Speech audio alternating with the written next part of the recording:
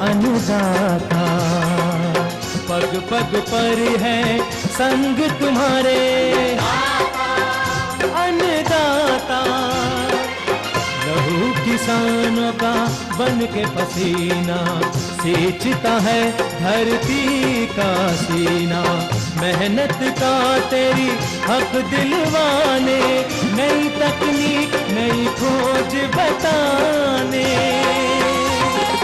पशुधन को गुणवान बनाना, पौध सुरक्षा को सिखलाना, खेती के सब गुर समझाने, भारत का सरताज बनाने। आठों पहर है संग तुम्हारे अन्नदाता अन्नदाता। नमस्कार, मैं चित्रा आप सभी दर्शकों का अन्नदाता कार्यक्रम में स्वागत करती हूं। हर रोज की तरह कार्यक्रम में लेकर आई हूं खेती बाड़ी से जुड़ी हुई बहुत सी लाभकारी जानकारियां। तो चलिए सबसे पहले देखते हैं क्या है विशेष आज के कार्यक्रम में। अधिक उपज हेतु चना की वैज्ञानिक तकनीक से बुआई, हरे चारे की अधिक पैदावार के लिए बरसीम की फसल में जरूरी प्रबंधन, मौसम पूर्वानुमान रिपोर्ट के आधार पर प्रदेश के किसानों को कृषि सलाह।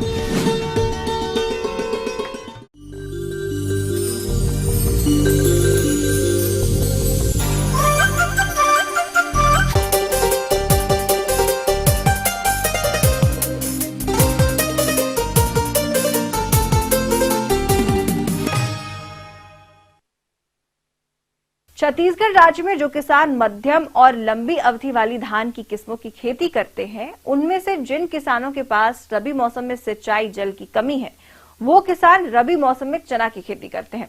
तो ये किसान चना की फसल से अधिक पैदावार लेने के लिए कौन कौन सी उन्नत किस्मों का चयन करें और वैज्ञानिक तरीके से बुआई कैसे करें, इस बारे में जानकारी के लिए आइए मिलते हैं कृषि महाविद्यालय बिलासपुर के वैज्ञानिक डॉक्टर टी.डी. पांडे से। हमारे छत्तीसगढ़ क्षेत्र में जो धान की खेती की जाती है वो मध्यम अवधि वाली, जल्दी अवधि वाली और देर से पकने वाली अवधि वाली की जाती हैं। तो जो जल्दी पकने वाली हैं और मध्यम अवधि में पकने वाली हैं, ऐसी धान की कटाई हो चुकी है। लेकिन जहां पर हम देर से पकने वाली किस्मों को बुवाई करते हैं, वहां पर खेत अभी आपके नवंबर लास्ट तक कटने के लिए तैयार होंगे। और खास तौर से जो चने की खेती हमारे छत्तीसगढ़ में की जाती है, उन्हीं खेतों में की जाती है जहां पर नमी की मात्रा बनी रहती है। देखिए, दोमट मिट्टी जो होती है वो अच्छी होती है। यदि आप के मिट्टी में ज़्यादा आपकी चिकनी मिट्टी है, वहाँ पर इसकी फसल को नहीं लगाना चाहिए, क्योंकि वहाँ पर यदि आप सिंचाई करते हैं तो पानी भरा रह जाता है और वहाँ पर ड्रेनेज करने की आवश्यकता पड़ती है।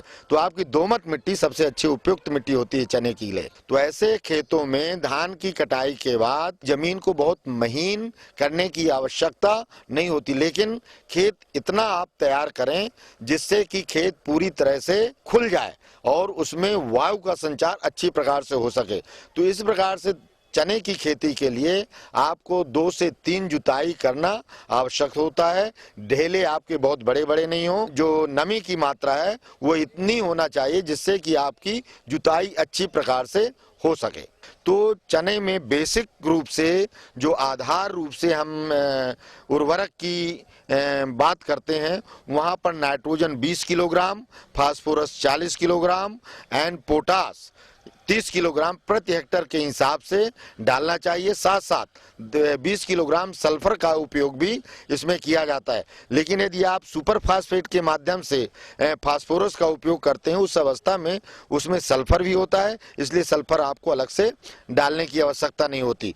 चने की ऐसी फसल है जिसमें केवल बुवाई के समय नाइट्रोजन की पूरी मात्रा, फास्फोरस की पूरी मात्रा एवं पोटास की पूरी मात्रा डाल देना चाहिए। किसान भाइयों, अभी आपने चना की खेती के लिए भूमि के चयन और तैयारी तथा उर्वरक प्रबंधन के बारे में जानकारी हासिल की। अब आइए जानते हैं चना का अधिक उत्पादन देने वाली उन्नतशील किस्मों के बारे में। और छत्तीसगढ़ के लिए जो अनुशंसित हमारी किस्में हैं, चने की खेती हमारे बहुत किसान भाई करते हैं।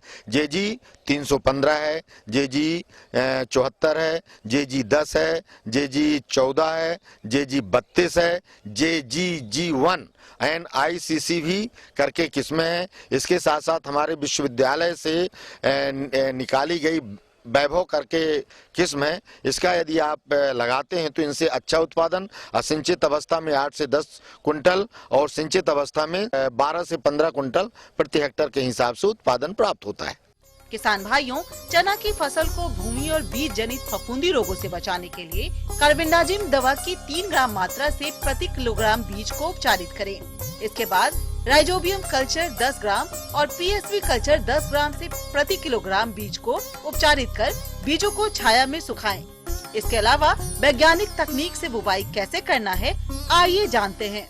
बीज चने के लिए 80 से 100 किलोग्राम पर हेक्टेयर के हिसाब से बीज की मात्रा लगती है और बुवाई जो है नारी हल के साथ नारी के पीछे पीछे करना चाहिए और जहां तक संभव हो कतार से कतार की दूरी 30 सेंटीमीटर होना चाहिए, जिससे प्रति स्क्वायर मीटर में 30 से 33 पौधे चने के आ सकें।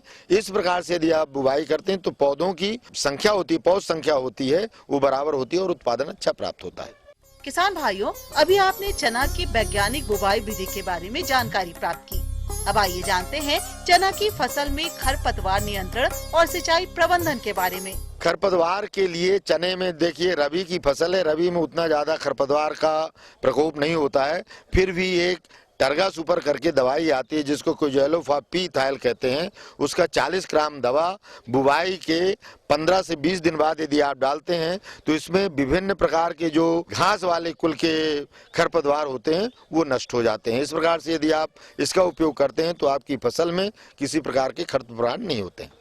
जहां तक चने की बात है, चने में सिंचाई की आवश्यकता कम पड़ती है, लेकिन यदि आपके भूमि में नमी की मात्रा कम है तो शाखाएं बनते समय और फूल आने के पहले और पॉड बनने यानी फली बनने के समय 3 सिंचाई यदि आप देते हैं, इसकी क्रांतिक अवस्थाएं होती हैं तो उत्पादन अच्छा होता है।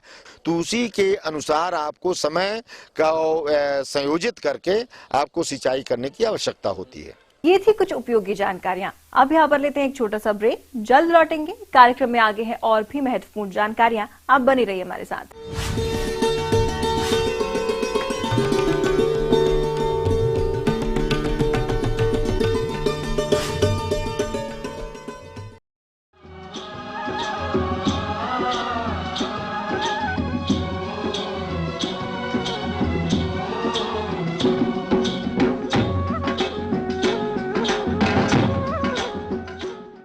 ब्रेक के बाद एक बार फिर आप सभी दर्शकों का अन्नदाता कार्यक्रम में स्वागत है। चलिए बढ़ते हैं अगली प्रस्तुति की ओर।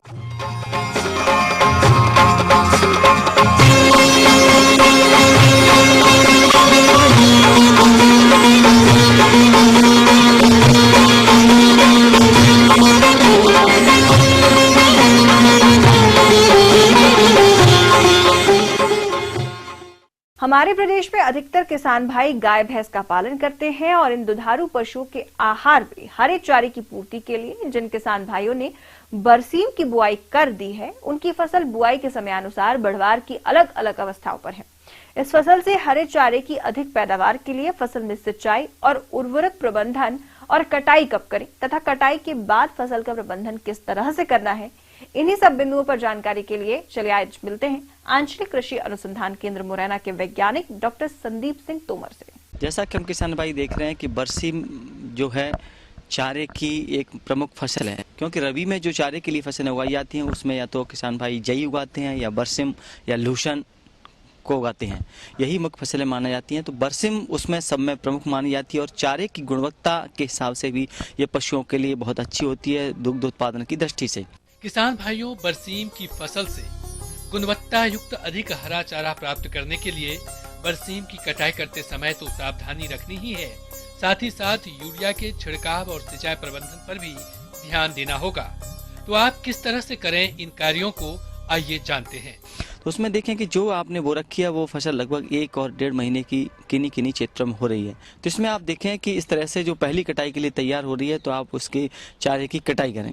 कटाई करते समय ये ध्यान रखना है हमको कि कभी कभी किसान भाई क्या करते हैं कि बिल्कुल ज़मीन की सतह से सटाकर उसकी कटाई करते हैं। तो सटाकर कटाई न करके ज़मीन की सतह से 2 इंच लगभग या 5 सेंटीमीटर ऊंचाई से करना चाहिए, जिससे कि उसके नीचे जो तना रह जाता है उसमें कुछ कली रह जाती हैं और वो पुनः बढ़वार के लिए रीग्रोथ जिसे कहते हैं उसके लिए उपयुक्त तो मानी जाती हैं। तो इसलिए ध्यान रखें कि जब कटाई करें चारे के दृष्टिकोण से बरसिम है तो उसको ज़मीन की सतह से 2 इंच ऊपर से कटाई करें। उसके बाद आती है कि इसमें उर्वरक प्रबंधन। तो प्रत्येक कटाई के बाद मान के चलते हैं कि इसमें यूरिया का छिड़काव करें, जैसे कि कहते हैं कि हम 50 किलोग्राम यूरिया प्रति हेक्टेयर के हिसाब से इसमें 2-3 कटाई के बाद अवश्य डालें, जिससे कि इसकी जो ग्रोथ है वो अच्छी हो जाती है और जल्दी से हो जाती है। इसी तरह से जल प्रबंधन की बात आती है तो सिंचाई की जो व्यवस्था है वो आमतौर पर हम कहते हैं कि 15 से 20 दिन बाद करना चाहिए, परंतु फिर भी ध्यान रखें कि जब भी हम इसकी कटाई करें तो कटाई के तुरंत बाद सिंचाई कर देना आवश्यक माना जाता है। तो इस तरह से हम देखेंगे कि इसकी चारे के लिए आप 3 से 4 कटाइयाँ आमतौर पर कर लेते हैं। किसान भाइयों, बरसीम की फसल से हरे चारे के अलावा यदि आप बीज उत्पादन भी करना चाहते हैं तो इसके लिए आपको फसल का प्रबंधन किस तरह से करना है, इसकी जानकारी कुछ इस प्रकार से है। और इसी के साथ साथ जब मार्च का महीना आ जाएगा उस समय आप देखेंगे कि 15 मार्च के बाद इसकी कटाई बंद कर दें यदि आपको इससे बीज उत्पादन लेना है। तो यदि बाद में कटाई करते रहेंगे और बीज उत्पादन लेंगे तो उसकी गुणवत्ता अच्छी नहीं होती है और कटाई बंद करके फिर इसमें पुनः 12 से 15 दिन के अंतर पर सिंचाई करते रहें। यदि केवल चारा के लिए ही उगाना है तो आप देखेंगे कि इसको अप्रैल के महीने तक, अप्रैल के अंतिम सप्ताह तक इससे चारे की अच्छी आपको उत्पादन मिल सकता है। निरंतर कटाई करते रहें और जब इसकी जो ऊंचाई है आमतौर पर देखें कि लगभग 40 से 50 सेंटीमीटर की हो जाती है, उस समय कटाई करना चाहिए तो अच्छा चारा उत्पादन मिलता है। तो ये मुख्य बातें थी। अब बात आती है जैसे कीड़े की। तो कीड़े की बात करें तो मुझे लगता है कैटरपिलर जो इल्ली होती है वो नुकसान पहुंचाती है। तो इल्ली के नियंत्रण के लिए आमतौर पर आप ध्यान रखें कि कोई भी इंसेक्टिसाइड जो दवा आती है, क्योंकि इल्ली देखते हैं हम कि मार्च के महीने में बहुत आती है जो कि बीज उत्पादन को भी प्रभावित करती है चारे के साथ साथ।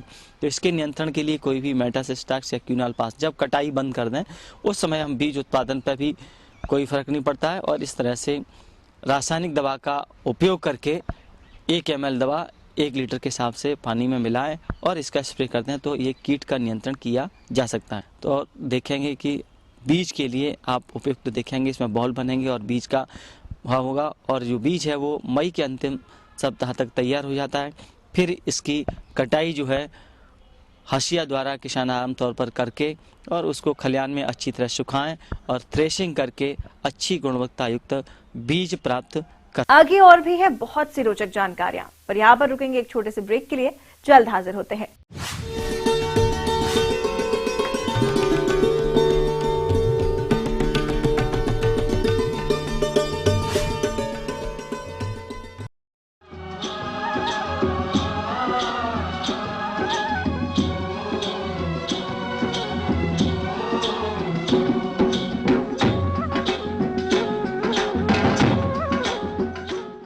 ब्रेक के बाद एक बार फिर आप सभी दर्शकों का स्वागत है। चलिए अब रुक करते हैं अगली कड़ी की ओर।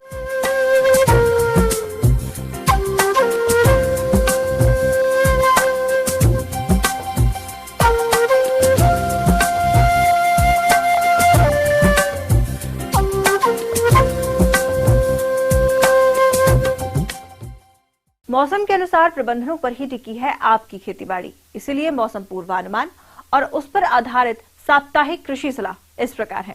भारत मौसम विज्ञान विभाग, ग्रामीण कृषि मौसम सेवा केंद्र सीहोर, जबलपुर, मुरैना व रायपुर से जारी मौसम पूर्वानुमान रिपोर्ट के आधार पर किसानों को सलाह दी जाती है। आसमान साफ रहेंगे तथा दिन और रात्रि के तापमान में मामूली गिरावट रहने की संभावना है। किसान भाई आगामी फसल की तैयारी कर उपयुक्त नमी पर तैयार खेत में बीज की बुआई करें। रबी फसलों की खेती हेतु उन्नत बीज और आदानों की समुचित व्यवस्था करें। गेहूं की उन्नत किस्में इस प्रकार हैं। पूर्ण सिंचित अवस्था के लिए JW 1203, JW 1215, HI 1544 आदि। अर्ध सिंचित अवस्था के लिए JW 3288, JW 3211, JW 3020, HI 1531 आदि। चने की उन्नत किस्मों में JG 130, JG 11, JG 16, जाकी 9218 आदि तथा काबुली चने की उन्नत किस्मों में काक 2 और JG के 1 प्रमुख हैं। मसूर की उन्नत किस्मों में RVL 31 व JL 2 प्रमुख हैं तथा जीरे की RS 2 व RZ 19 आदि उन्नत किस्मों की बुआई करें। बुआई से पहले बीज को उपचारित अवश्य कर लें। इसके लिए थीरम 1.5 ग्राम व कार्बेंडेजिम 1.5 ग्राम मात्रा से प्रति किलो बीज को उपचारित करें। इसके बाद दलहनी फसलों के बीज को राइजोबियम एवं PSB कल्चर की 5-5 ग्राम मात्रा से प्रति किलो बीज को उपचारित करके ही बुआई करें। कहीं कहीं गेहूं में कांतिक अवस्था है, इस पर सिंचाई अवश्य करें। चने में अंकुरण पूर्ण हो गया हो तो ब्रांचिंग स्टेज पर है। चना 20-22 दिन का होने पर सिंचाई करें।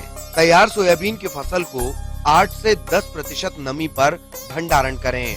अरहर की फसल में सेमी लूपर, चने की इल्ली, तंबाकू की इल्ली कीट के प्रकोप की संभावना अधिक है। सतत निगरानी रखें और प्रति मीटर 2-3 इल्ली दिखाई देने पर प्रोफेनोफॉस व साइपरमेथ्रिन दवा 40 मिलीलीटर प्रति टंकी में डालकर छिड़काव करें। अमरूद व बेर में फल मक्खी कीट की रोकथाम की व्यवस्था करें और बाग में सिंचाई हेतु थाला बनाकर खाद और उर्वरकों को दें। टमाटर, मिर्च, बैगन, पत्ता गोभी और फूल गोभी आदि रबी मौसम की सब्जियों की नर्सरी बनाकर पौध तैयार करें। प्याज के लिए किसान उन्नत किस्म का बीज और खाद की व्यवस्था कर नर्सरी डालकर स्वस्थ पौध तैयार करें। पशुओं के लिए हरे चारे की खेती के लिए बरसीम की उन्नत किस्में जवाहर बरसीम 1, JB 5, बुंदेल बरसीम 3, वरदान तथा जई की उन्नत किस्में जवाहर जई 1, JHO 822, आनंद 2, T9 आदि का चयन करें। बकरियों में PPR का टीकाकरण अवश्य करवा लें। मौसम को देखते हुए मुर्गियों में कॉक्सीडियोसिस बीमारी के प्रकोप के आसार हैं। इससे बचाव के लिए सफाई रखें एवं किलनी या चीमड़ी के नियंत्रण के लिए मेलाथियोन दवा 3 मिलीलीटर प्रति लीटर पानी के हिसाब से छिड़काव करें।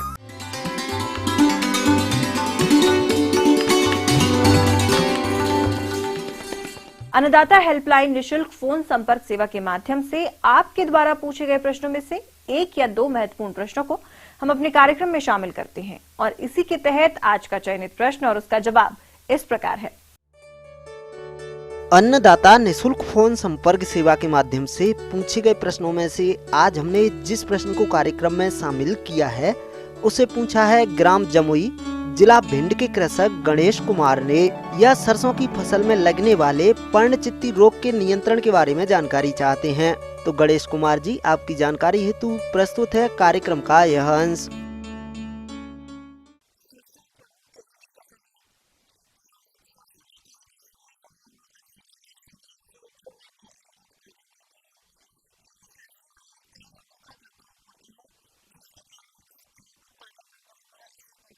किसान भाइयों, सरसों की फसल में पर्णचित्ती रोग का प्रकोप होता है, जिसके कारण फसल के उत्पादन में कमी आ जाती है।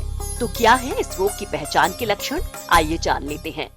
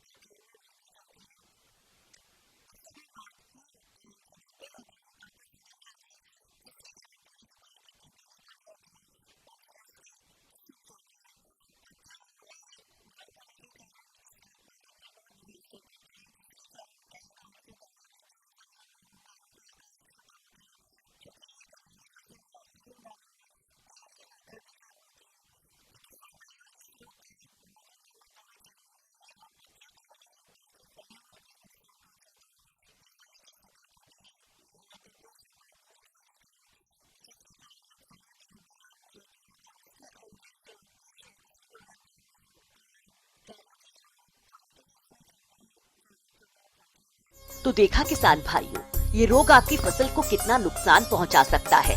अब यदि आप चाहते हैं कि ये पर्णचित्ती रोग सरसों की फसल को हानि नहीं पहुंचा पाए, तो आप इसके लिए रोग की शुरुआती अवस्था पर ही नियंत्रण कैसे करें, आइए जानते हैं।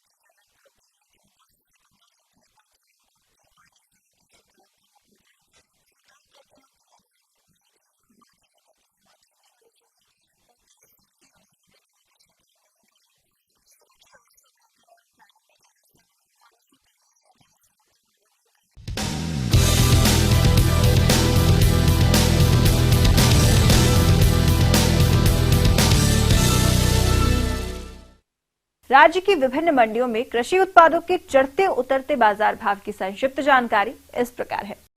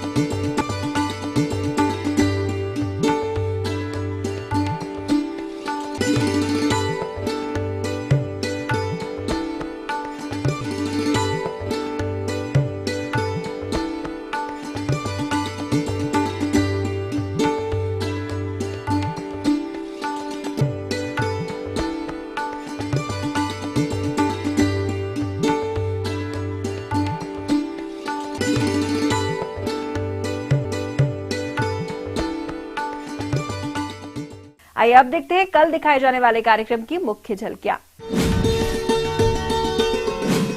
बोरो धान की खेती के लिए उन्नत किस्में और नर्सरी डालने पर जानकारी। अच्छी पैदावार हेतु मटर की फसल में किए जाने वाले जरूरी कार्य। हम उम्मीद करते हैं कि आज का कार्यक्रम आप सभी दर्शकों के लिए उपयोगी रहा होगा। किसान भाइयों, अन्नदाता आपकी सेवा के लिए संकल्परत है। कृषि संबंधित समस्या एवं सुझावों के लिए आप हमें इस पते पर संपर्क कर सकते हैं। प्रोड्यूसर अन्नदाता ETV Madhya Pradesh Chhattisgarh, Ramoji film city Hyderabad 501512। साथ ही आप हमें ईमेल भी कर सकते हैं। हमारा ईमेल है annadatamp@etv.co.in। इसके अतिरिक्त आप हमें निःशुल्क हेल्पलाइन नंबर 180041925155 पर सोमवार से शनिवार सुबह 10 से शाम 4 बजे के बीच संपर्क कर सकते हैं। फिलहाल अन्नदाता की पूरी टीम को दीजिए इजाजत। कल फिर इसी वक्त मुलाकात होगी आपसे कृषि संबंधित कुछ और महत्वपूर्ण जानकारियों के साथ। तब तक के लिए नमस्कार।